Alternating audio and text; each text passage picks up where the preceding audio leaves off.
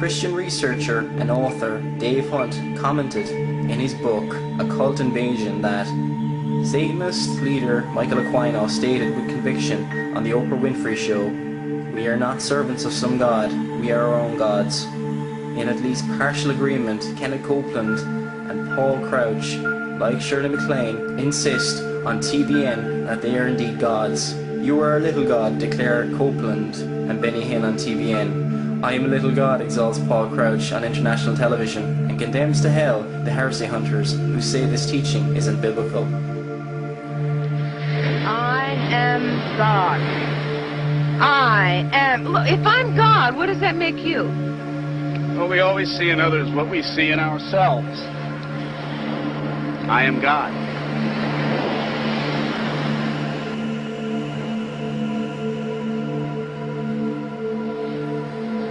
I am God.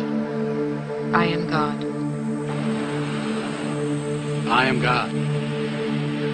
I am God. I am God. I am God. I am God. God. I am God. Don't be deceived, you know. He appears, we're told that in Scripture, in 2 Corinthians 11, I believe, that he is an angel of light. So it's no wonder that his ministers masquerade as ministers of righteousness. This rebellion against God was even seen among the writings of Karl Marx. Even among the most unlikely sources, the influence of the adversary of mankind is felt. Believed to be an atheist, as present-day Marxists tend to be, but his writings suggest otherwise. This is highlighted in the book Marx and Satan by Reverend Richard Wurmbrand. Marx wrote in one of his early poems, "Then I will be able to walk triumphantly, like a god, through the ruins of their kingdom. Every word of mine is fire in action. My beast is equal to that of the Creator." In another poem, called The Player, later downplayed by Marxists, he stated the following, "The hellish vapors rise and fill the brain, till I go mad and my heart is utterly changed. See this sword? The Prince of Darkness sold it to me. For me he beats the time and gives the signs. Ever more boldly I play the dance of death." Then in his poem The Pale Maiden, "Thus heaven I forfeited. I know it full well, my soul once true to God is chosen for hell." And it is, it's not just a matter of theological opinion, it is hatred against the God of the Bible and hatred against our Lord Jesus Christ. And that's entirely what they mean. I used to think that when the kings write out, because you go to Revelation 19 and you read, it says, "And I saw the beast and the kings of the earth and their armies gathered together to make war against him who sat on the horse," Jesus. I used to think, well, they're probably just out fighting and they don't realize they're fighting against Jesus. But the more I studied these secret societies and what they're doing, the more I'm convicted they know exactly what they're doing. Maybe not all, I can't say all Masons and all Rosicrucians, but many of these guys who are in positions of leadership, they know exactly what they're doing. A Nobel Prize winner has described the brain as, quote, "a machine that a ghost can operate," unquote. What that means is, in an altered state of consciousness, the connection between my spirit that normally operates my brain and my brain is loosened, and that allows another spirit being to interpose itself, begin to tick off the neurons in the brain, create an entire universe of illusion, astral travel, give psychic powers. In this way, the world is being prepared for some ultimate delusion. Sheep to a slaughter, most of us here, and we've failed to recognize the nature and the actual agenda of the New World Order, which is a spiritual agenda, apparently. Even out of their own mouths, it's a spiritual agenda. That these beings are desiring the world order. They're playing the people just to get them to spread the message. And that's mainly to get in touch with yourself, that there's a higher self, and that there's a certain pathway to getting there. Some people are into meditation, other people are into yoga, some people find chiropractic important, other people find homeopathy important, and it's just really interesting to see how they're all interconnected. Why are you at the Mind, Body, Spirit Festival this evening? Well, I work with mind, body, and spirit in my work, so I like to contribute and share and with other people who are interested in that kind of thing. In what ways do you work with the mind, body, and spirit? I do healing work, and I have a children's program up in Mount Shasta, where it's a holistic program, so it's mind, body, spirit. Work with music and dance and relaxation and healing, things like that. Why is a festival like this important? Because we need to have direction. You know, the ways we've been, the old way is longer fit with today's, what people want today. We can't do it the old way. We need new ways.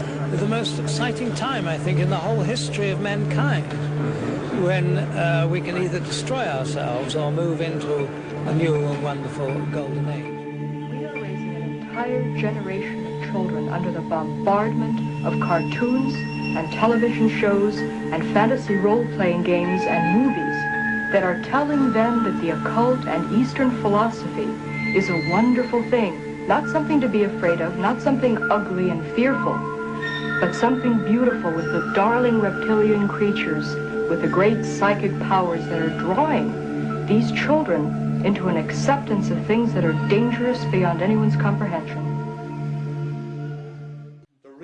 Have all the stuff going on in Hollywood. Look at most of the movies that are coming out at the moment. Look at the programs that are on TV. Stargate, Buffy the Vampire Slayer, Dark Angel. Look at all the movies. Avatar, Taken. They're all occultic, they're all spiritual, they're all about vampires, they're all about werewolves, about contacting the dead, about beings coming down from heaven to earth, communicating, ETs, extraterrestrials, aliens, all this stuff, the books, Twilight, what all these things are doing is they're conditioning and brainwashing the whole of the human race to prepare them.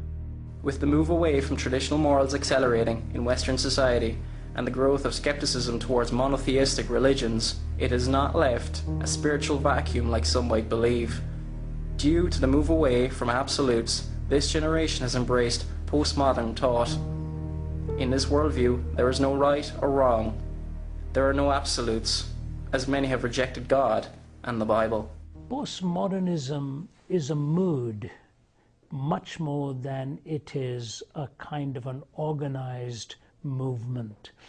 Postmodernism was at the Garden of Eden when Adam and Eve said, "Has God really said?" What did postmodernism do? It questioned propositional truth. Does a statement really mean what it says, or do you fuse your own meaning into any statement? So postmodernism questioned verbal authority. That's where it all began.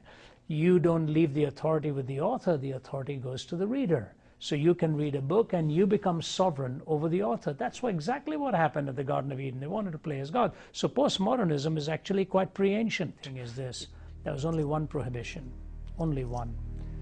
In the day that you eat of the knowledge of the tree of good and evil, you shall surely die.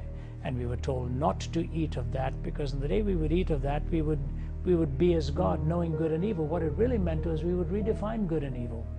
You and I don't have the right to do that. The moment you and I redefine good and evil and we come up with two different definitions, whose good is going to trump the other person's good? That's exactly what has happened in our culture today. The person essentially embraces their own morality, creating their own rules, in a sense, becoming their own God. This has opened the door to occult practices being reintroduced to society and being repackaged in Western, scientific, and even Christian terms. Techniques in the field of human medicine, today considered a science, especially in the field of psychology. Consider the following quote from Herbert Benson, MD, Harvard professor. "The shaman can be viewed as an early psychotherapist." Highly influential Masonic author and occult philosopher Manly P. Hole stated the following: "There is abundant evidence that in many forms of modern thought, especially in so-called prosperity psychology, willpower building, and the systems of high-pressure salesmanship, black magic has merely passed through a metamorphosis, and although its name may be changed, its nature remains the same." In 1931, the Occult Digest stated the following: "There is a great awakening sweeping over the world today.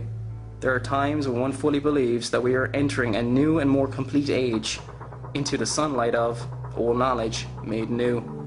And the way it's been marketed is to make oneself better, and everything inside of us as human beings, we want to be better people. We strive for achievement, we strive for higher grades, we strive for, to do our best. And the same thing happens spiritually, but the way that spirituality is being packaged in America is not being done in a religious way. So for instance, in corporations or businesses, they are putting forward a spiritual concept to businessmen and corporate America by inviting the hierarchy to go for better management courses. But actually, those better management courses are spiritual self-hypnosis and indoctrination into a whole Eastern worldview, into a whole spiritual concept that is contrary to biblical traditional values. Another repackaged technique is that of yoga. In the past few decades, in the Western world, it has been seen as merely physical exercise. But that is not the case. The word means basically to yoke, union. The goal of the Hindu is to be yoked with Brahman. Brahman is the Hindu concept of God, the all or the absolute. Yoga is in many ways the heart of Hinduism. There is no Hinduism without yoga, and there is no yoga without Hinduism. Karol Matriciana, who was born and raised in India, the homeland of Hinduism, Eastern mysticism, and Guru worship, stated the following in her book, Gods of the New Age, on the importance of yoga to Hindu philosophy. Yoga, a practice synonymous with Hindu philosophy, means to yoke. Its goal is to unite man with Brahman, the Hindu concept of God, or rather, the consciousness called the God state. She discusses later in the book how the Western world has become entangled in Eastern mysticism, something that is commonly referred to as the New Age movement. The traditional purpose of the Indian ashram has always been to teach people how to die through yoga meditation. It has only been since the 1960s that the Beatles-inspired young Westerners have flooded the ashrams, sitting spellbound at the Guru's feet. Today, reincarnation, divination, yoga, tarot cards, and many aspects of the occult, once thought of as being morally and spiritually dangerous, are now commonplace in Western society. This current day obsession with the occult has without doubt been fueled by the media and pop culture. This growth has been increasingly noticed by some researchers, leading some, such as Christian author Dave Hunt, to make the following comment in the 1980s. Today's world confronts a strange and growing paradox that could well make a pivotal point in human history. Even as the scientific and technological advancement which usher in the space age is accelerating at an exponential rate, we are witnessing far and away the greatest occult explosion of all time. Former best-selling New Age author Randall N. Baer, who turned from the occult after a horrific spiritual encounter, he describes in his book Inside the New Age Nightmare about his experiences in the New Age or the occult and how he was set free from this bondage through faith in Jesus Christ. He stated in the late 1980s that the New Age movement needs to be understood as one of the fastest growing uprisings of the end times powerful delusion occurring in the world today. In fact, it has expanded with explosive diversification in the last 3 decades to a much greater extent than many realize. Today's rapid growth of the New Age phenomenon is nothing less than a major branch of the prophesied latter-day rise of the Antichrist forces. It is in this context that the most penetrating insights into the greatest deceptions and dangers of the movement are seen.